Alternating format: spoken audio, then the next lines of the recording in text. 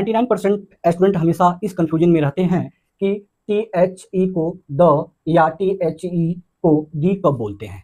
तो आइए आज इस कंफ्यूजन को दूर करते हैं दो रूल को समझकर। तो चलिए देखते हैं टी एच ई को द कब बोलते हैं। तो जब टी एच ई का अगला शब्द कॉन्सोनेंट साउंड से शुरू हो, यानी कहने का मतलब क्या है कि यदि टी एच ई के बाद आने वाला शब्द जो है उसका उच्चारण यानी व्यंजन ध्वनि से हो, तो उससे पहले प्रयुक्त टी एच ई को हम द से उच्चारण करते हैं, यानी उसको द पढ़ते हैं।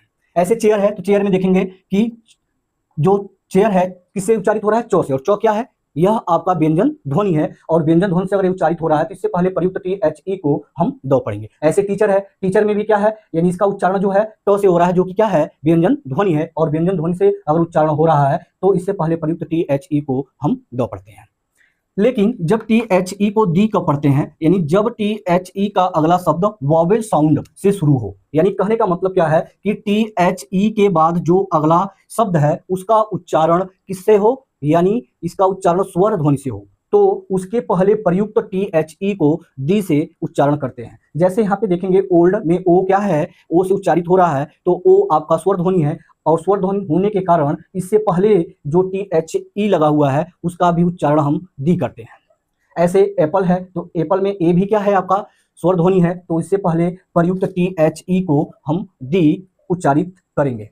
ऐसे एग है तो एग में ए से उच्चारण हो रहा है, ए क्या है, स्वर ध्वनि है, और स्वर ध्वनि होने के कारण एग से पहले प्रयुक्त टी एच ई को दी उच्चारित करेंगे, यानी इसको भी हम दी बोलेंगे। लेकिन आपको एक खास चीज याद रखना है कि यह रूल जो है लेटर्स पर लागू नहीं होता है। अगर आप सोच रहे हैं कि हम सीधे कॉन्सोनेंट और वॉवेल को देखकर क्या करेंगे कि द और दी का उच्चारण करेंगे, तो आप क्या होंगे, कहीं ना कहीं गलत हो जाएंगे।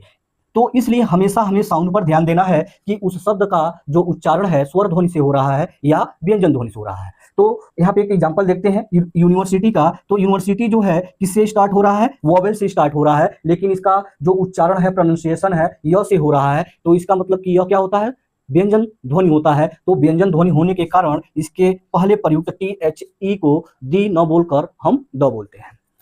ऐसे अगला एक है आवर, यानी एच ओ यू आर, तो इसमें एच साइलेंट होता है, इसका जो हम प्रोनाउंसिएशन करते हैं वो क्या करते हैं, आवर करते हैं। तो आ शब्द जो है यह स्वर ध्वनि है, और स्वर ध्वनि होने के कारण इसके पहले प्रयुक्त टी एच ई को हम दी बोलते हैं, या दी से इसका प्रोनाउंसिएशन करते हैं।